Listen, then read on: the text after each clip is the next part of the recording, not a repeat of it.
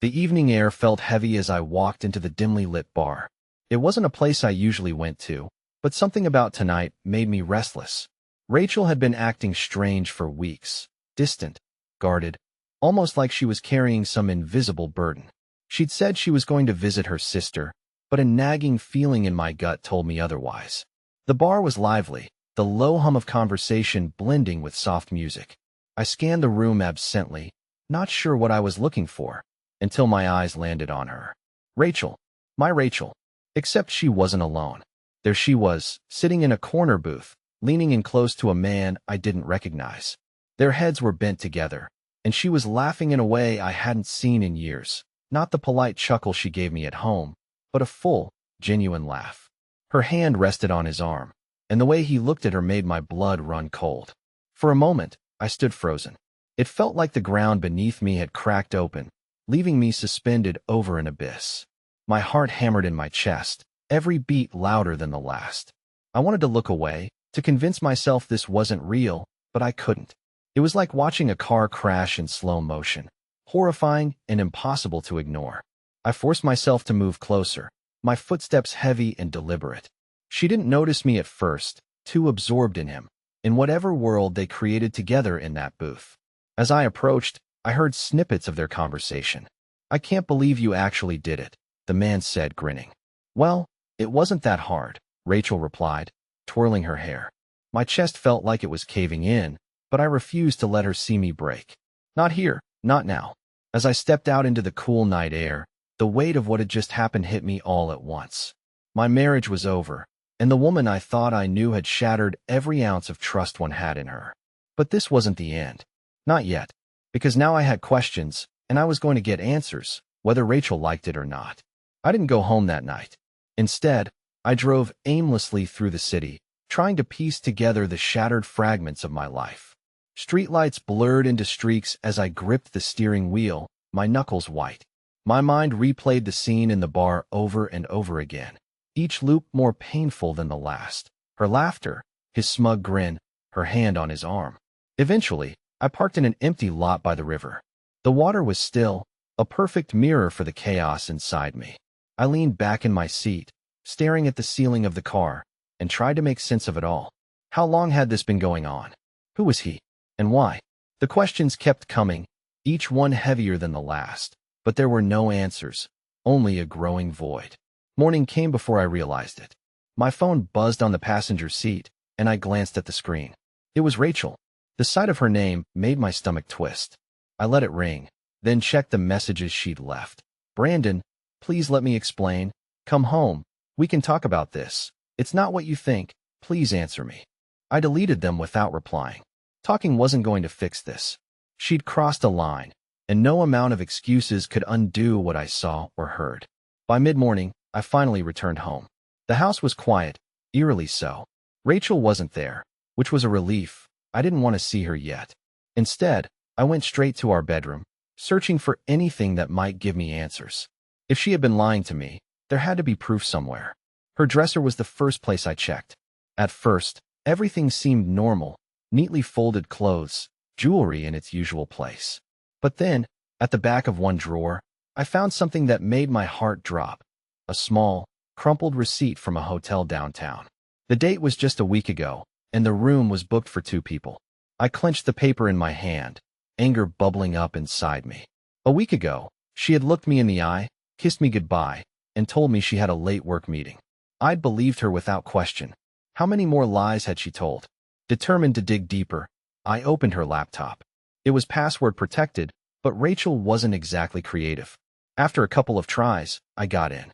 My hands trembled as I navigated through her emails and social media, and there it was, messages between her and the man from the bar. His name was Kevin. They'd been chatting for months, exchanging photos, making plans, and laughing at my expense. Each message felt like another dagger to the chest.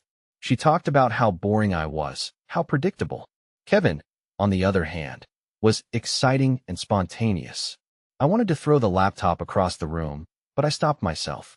Instead, I started saving everything, screenshots of the messages, photos, even the reservations they'd made together. If Rachel thought she could get away with this, she was dead wrong. Later that afternoon, Rachel came home. I was sitting in the living room, her laptop open in front of me. She froze in the doorway when she saw me, her face a mixture of guilt and fear. "We need to talk," I said coldly. Her eyes flickered to the laptop, and she instantly knew. She didn't even try to deny it. "Brandon, sit down," I interrupted, my voice sharp enough to make her flinch. "You're going to tell me everything. How long it's been going on, why you did it, and why you thought you could lie to my face." She hesitated, then sat on the edge of the couch, her hands clasped tightly together. For a moment, she said nothing, staring at the floor like a scolded child. But when she finally spoke, her words only made my anger grow. "It wasn't supposed to happen like this," she said softly. "Kevin was just someone I could talk to. You've been so distant lately, and I felt so alone." "Alone?" I repeated, incredulous. "You felt alone? I've been working my ass off to give you everything, and you felt alone?" Her head snapped up, her eyes flashing with defiance. "You don't get it, Brandon. You've been so focused on your job, on paying bills, that you stopped paying attention to me. I needed someone who made me feel wanted." The audacity of her words left me speechless. She was blaming me for her betrayal, twisting the knife even deeper. I stood up, unable to sit still any longer, and paced the room. "You think that justifies sneaking around behind my back? Lying to me? Mocking me with him?" I pointed toward the door as if Kevin himself was standing there. "Do you even hear yourself?" She opened her mouth to respond, but I didn't give her the chance. "I'm done, Rachel. I'm done being the idiot who trusts you. Pack your things. I want you out of this house by the end of the day." Her face crumpled, tears streaming down her cheeks. "Brandon, please don't do this. We can fix it." But her tears didn't move me. They were just another performance, another manipulation. I turned and walked away, leaving her sobbing on the couch. In that moment, I knew this wasn't just the end of our marriage. It was the end of the person I thought I was. And whoever I became next, I'd make damn sure he wasn't a fool. I stayed in the bedroom, pacing back and forth while Rachel lingered in the living room. Her muffled sobs filtered through the walls, but I refused to let them affect me. She had made her choices. Now it was time for her to face the consequences. After what felt like an eternity, I heard her footsteps approaching the door. She peeked inside cautiously, her face streaked with tears. "Brandon, please, can we at least talk about this?" I stared at her, feeling nothing but a hollow ache in my chest. "You want to talk? Fine. Start with why you lied to me for months." She hesitated, her lip trembling. "I didn't mean for it to get this far. Kevin was just a distraction at first." "A distraction?" I barked, my voice rising. "Is that what you call sneaking off to hotels and laughing at me behind my back? A distraction?" Her silence was deafening. She didn't deny it. She couldn't. I grabbed my phone, pulled up the screenshots of her messages with Kevin, and shoved it in her face. "This is who you've been talking to while I was working late, isn't it?" Her eyes widened as she scanned the messages, and then she broke down completely. "Brandon, I was wrong. I know I was wrong. But I didn't want to lose you." "You didn't want to lose me?" I cut her off, laughing bitterly. "You lost me the moment you decided he was worth more than your vows. You didn't just betray me, Rachel. You destroyed us." She fell silent, her tears falling freely now. For the first time, I saw genuine fear in her eyes, not just for losing the marriage, but for losing control. Rachel always loved control, and now she was watching it slip away. "I want you gone," I said firmly. "Pack your things. Take whatever you need, but leave. I'll send you the divorce papers." Her sobs grew louder as she begged, but I turned my back on her. I didn't have any more energy to give her. Whatever came next, she was on her own. Rachel left that night, though not without more drama. She packed her things slowly, dragging it out as if hoping I'd change my mind. But I stayed firm, standing in the doorway as she carried suitcase after suitcase to her car. "I hope you're happy with him," I said coldly as she loaded the last bag. She stopped, turning to face me. "It wasn't about him, Brandon. It was about us. You stopped seeing me." I shook my head, disgusted by her attempts to shift the blame. "No, Rachel. You stopped seeing me when you decided your distraction was worth more than your husband." She had no response to that. She just stood there, staring at me with a mixture of regret and resentment, before finally getting into her car and driving off. The sight of her taillights disappearing into the night should have felt like closure, but it didn't. It felt like the beginning of a storm I wasn't ready for. I walked back inside the house, now eerily quiet. Everywhere I looked, I saw reminders of her. Her favorite blanket draped over the couch, the mug she always used in the kitchen. But those reminders were tainted now, their meaning twisted by her betrayal. I spent the rest of the night clearing out every trace of her. Her photos, her clothes, her stupid little decorations. I stuffed it all into boxes and shoved them into the garage. By the time I was done, the house felt emptier, but I felt lighter. For the first time in weeks, I could breathe. As I collapsed onto the couch, my phone buzzed. It was a message from an unknown number.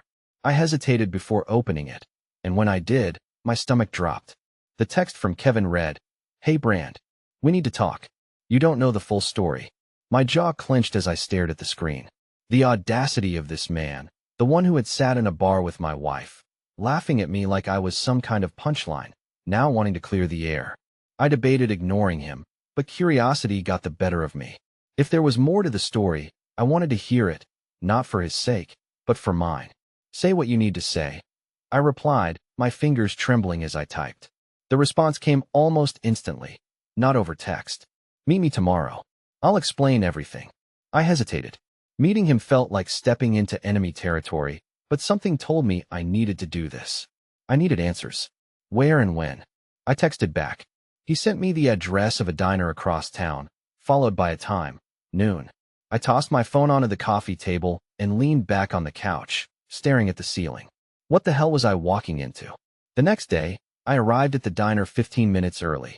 I didn't want to give Kevin the satisfaction of making me wait. The place was small and unassuming, the kind of spot where regulars drank coffee all day and tipped generously. I spotted him as soon as I walked in, sitting in a booth at the back. He looked younger than I remembered from the bar, maybe in his late 20s, with a cocky grin that made my blood boil. "Brandon," he said as I approached, gesturing to the seat across from him. "Glad you came." I didn't respond. I just sat down, folding my arms across my chest. "You said you had something to tell me. Talk." Kevin leaned back, studying me like I was some kind of specimen. "All right, no small talk, I respect that. First off, I didn't mean for you to find out like that. Rachel and I weren't trying to hurt you." I scoffed, shaking my head. "You weren't trying to hurt me? You were screwing my wife behind my back. Forgive me if I don't believe your good intentions." He raised his hands defensively. "I get it. I do. But there's more to this than you know." He leaned in, lowering his voice. "Did Rachel ever tell you about her ex?" I frowned, caught off guard by the question.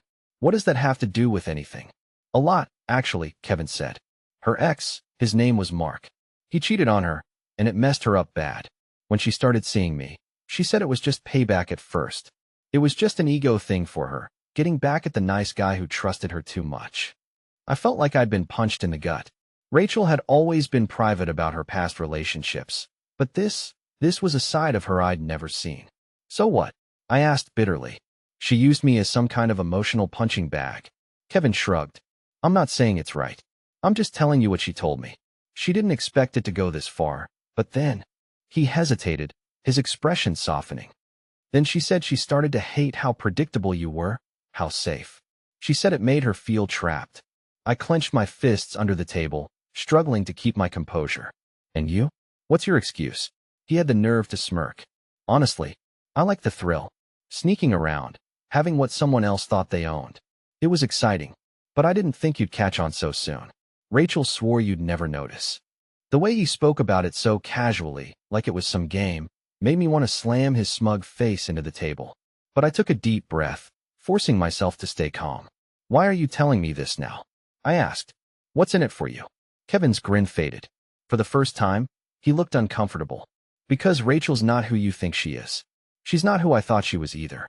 The moment you walked into that bar, she flipped. She started blaming me, saying it was my fault you found out. Are you telling me you two are done?" I asked, raising an eyebrow. He nodded slowly. "Yeah. She kicked me to the curb right after you left. Said she didn't need the drama. She used me, man, just like she used you." I leaned back in my seat, letting his words sink in. Rachel had betrayed me, humiliated me, and now it seemed she'd done the same to him. But while Kevin might have been her plaything, I was the one who had built a life with her. I was the one who had trusted her. Kevin glanced at his watch, then slid out of the booth. "I've said what I needed to say. You do whatever you want with it." He paused. looking down at me with a hint of something resembling regret. For what it's worth, I'm sorry. And just like that, he was gone, leaving me alone with my thoughts. I stared out the window, watching him walk to his car, and wondered what the hell I was supposed to do now. The answers I'd been searching for didn't bring me any peace, only more questions. One thing was clear, though: Rachel wasn't just unfaithful. She was calculated, manipulative, and cruel. And she wasn't going to get away with it. As I drove home from the diner, Kevin's words echoed in my mind. Rachel wasn't just unfaithful. She was manipulative, using everyone around her to suit her needs. It wasn't just betrayal. It was a calculated dismantling of trust, and I wasn't about to let her walk away unscathed. When I got home, the house was quiet. Rachel was gone, her things packed up just as I demanded, but the emptiness felt more like a relief than a loss. I poured myself a drink, sat at the kitchen table, and opened my laptop. If Rachel had been this deceptive, there had to be more hidden beneath the surface. I started combing through her email and social media accounts again, looking for anything I might have missed. It didn't take long to find something. An email chain with her friend, Carla, dated months back. Carla had always been Rachel's confidant, the one she vented to when things got rough. But these emails weren't about venting, they were planning. One subject line read, "How to handle Brandon if he finds out." My heart raced as I clicked it open. The email was chilling in its casual tone. Rachel had laid out strategies for deflecting blame, manipulating my emotions, and spinning the story to make herself look like the victim. Carla's replies were just as complicit, full of advice on how to twist the narrative. I sat there, stunned, scrolling through months of correspondence. They laughed about how naive I was, how easy it was to keep me in the dark. Rachel even joked about using the money from my savings to cover her distractions. It wasn't just Kevin. There were other men, hotel receipts, messages, and even a set of photos she'd sent to someone else. My hand shook as I saved every piece of evidence to a folder. If Rachel thought she could destroy my life and walk away unscathed, she was in for a rude awakening. But I wasn't just going to confront her. No, that would be too easy. I needed a plan, one that would expose her lies to everyone she'd manipulated, humiliated, and used. The next day, I made a few calls, first to a lawyer, then to a private investigator I'd found online. If Rachel had spent months weaving a web of deceit, I was going to unravel it thread by thread. The lawyer assured me I had a strong case for divorce, especially with the evidence I collected. As for the investigator, his job was simple: track down anything I might have missed. I wanted the full picture of Rachel's double life. While waiting for updates, I started putting my own plan into action. Rachel loved her social circle, friends who adored her, colleagues who admired her, and family who thought she could do no wrong. But none of them knew the real Rachel. That was about to change. I compiled everything, the emails, messages, receipts, photos, into a single document. Then I wrote a letter explaining everything she'd done. No anger, no insults, just cold, hard facts. At the end of the letter, I attached screenshots of her conversations with Carla, her messages to Kevin, and even the hotel receipts. The letter wasn't just for her. It was for everyone: her friends, her family, her colleagues. I wanted them all to see who she really was. She had built her life on lies, and I was about to pull the rug out from under her. A week later, everything was ready. The investigator had uncovered even more dirt: financial records showing Rachel had been siphoning money from our joint account into a private one. She wasn't just cheating, she was stealing from me. I sent all of it to my lawyer, who promised it would strengthen my case in court. The night before I planned to send out the letters, Rachel called me. It was the first time we'd spoken since she left. Her voice was soft, almost pleading. "Brandon," she said, "I know I messed up, but can we talk? Just once. I need to explain." I laughed bitterly. "You want to explain? Go ahead. Explain how you've been lying to me, cheating on me, stealing from me. Explain why I should even listen to you." She hesitated, her confidence faltering. "I didn't mean for it to get this bad. I was just unhappy. You weren't there for me, and Kevin, he made me feel alive again." "Alive?" I snapped. "You mean reckless? You mean selfish? Don't pretend this was about anything but you." She started to cry, but I didn't care. Her tears meant nothing to me now. "I'm filing for divorce," I said coldly. "You'll hear from my lawyers soon." The next morning, I sent the letters. By the afternoon, My phone was blowing up with messages from Rachel's friends and family. Some were shocked, some were angry, and some even thanked me for telling the truth. Rachel's carefully curated image was crumbling, and there was nothing she could do to stop it. Later that evening, Rachel showed up at the house, banging on the door. "Brandon," she screamed, "how could you do this to me? You're ruining my life." I opened the door, staring at her with all the calm I could muster. "No, Rachel, you ruined your life. I just made sure everyone saw it." Her face twisted with rage, but I didn't give her a chance to respond. I closed the door in her face, locking it behind me. For the first time in months, I felt free. Rachel's lies had defined my life for too long, but not anymore. This was my story now, and it wasn't over yet.